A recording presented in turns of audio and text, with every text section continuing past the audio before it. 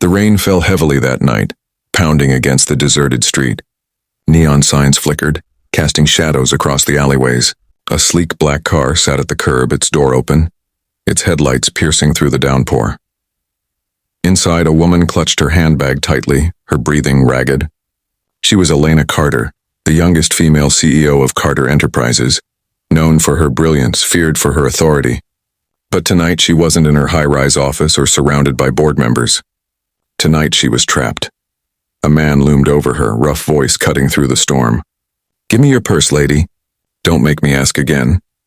Elena's body trembled. She gripped the car seat, trying to push herself out, but her legs refused to move. Her voice cracked as tears welled up. "Please, don't hurt me. I can't walk." The mugger sneered, yanking the bag from her hands. But before he could strike, a voice thundered from behind. "Hey, leave her alone." A tall figure charged into the scene, his steps splashing through the puddles. Daniel Reed, a single father working 2 jobs just to make ends meet. He had been walking home from his night shift, umbrella broken, when he saw what was happening. The mugger cursed, backing away. "Mind your own business, man. You don't want trouble." Daniel's fists clenched. His heart pounded, but he stood firm. "You picked the wrong person tonight." In the seconds that followed, chaos broke loose. The mugger lunged, but Daniel blocked, shoving him back into the rain. They struggled, water spraying, until Daniel delivered a blow that sent the attacker fleeing into the darkness. Breathless, soaked, and bruised, Daniel turned to Elena. She sat frozen in her car, trembling, clutching the door handle like her life depended on it. "You're safe now," he said gently, lowering his voice so as not to scare her further. "He's gone." Her lips quivered, her eyes darting everywhere as if danger still lingered. I can't move my legs. Please help me." Daniel didn't hesitate. Carefully, he slipped his arms under her, lifting her as though she were weightless. She stiffened at first, pride and fear colliding, but then melted into his hold when she realized he was steady, strong, and kind. Carrying her through the rain, Daniel asked softly, "Where do you live?" "I'll take you there." Elena's voice broke. "Penthouse." "Downtown?" He nodded, though his own exhaustion screamed at him. He hailed a taxi, shielding her from the rain with his body as they climbed inside. During the ride, silence filled the space. Elena's breathing was shallow, her knuckles white around her handbag. She glanced at the stranger beside her, the man who had risked his life for hers without hesitation. His shirt clung to his skin, soaked, his hands bruised from the fight. Yet he sat quietly, staring out the window, as though her safety mattered more than his pain.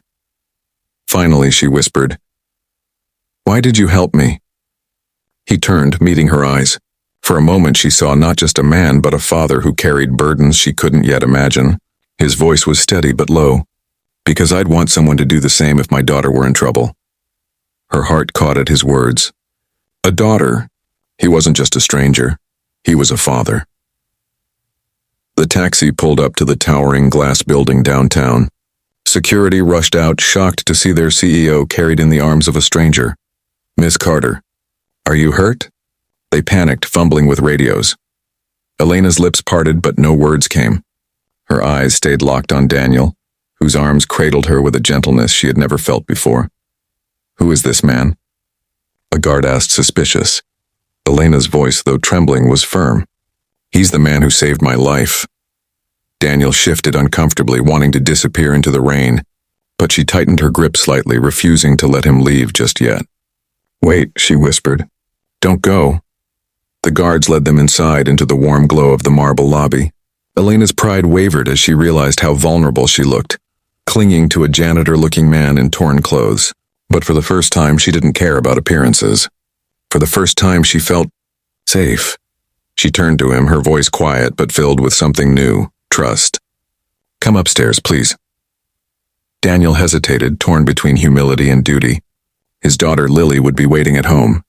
But Elena's eyes held desperation, and behind it, a loneliness he recognized all too well. He nodded slowly. The elevator doors closed, carrying them upward. Elena leaned against his chest, her breathing calmer now, though her hands still trembled.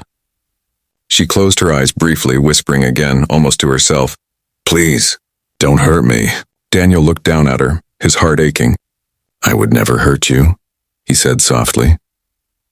The doors opened, revealing the sprawling penthouse. A place of luxury, wealth, and isolation. Daniel carried her to a velvet couch, lowering her carefully. She winced slightly but exhaled in relief. You should rest, he said, standing awkwardly. You're safe now. That's all that matters. Elena's eyes glistened. She stared at him as though trying to memorize his face. For years she had commanded boardrooms, negotiated with sharks, and stood as one of the most powerful women in the city. Yet tonight she had begged like a child, helpless, and the only one who didn't use her weakness against her was a stranger. Wait, she said again, her voice breaking. Don't leave me alone tonight. Daniel froze. The storm outside roared, lightning flashing across the skyline. He thought of Lily, asleep in their tiny apartment, clutching the stuffed bear he had stitched together when money was tight. But he also saw the fear in Elena's eyes, raw, unfiltered, the same fear his daughter once had after losing her mother. And in that moment, he knew his choice would change everything. The camera lingers on Elena's trembling hands reaching for his, and Daniel's torn expression. The storm continues outside, the tension unbroken, fade out.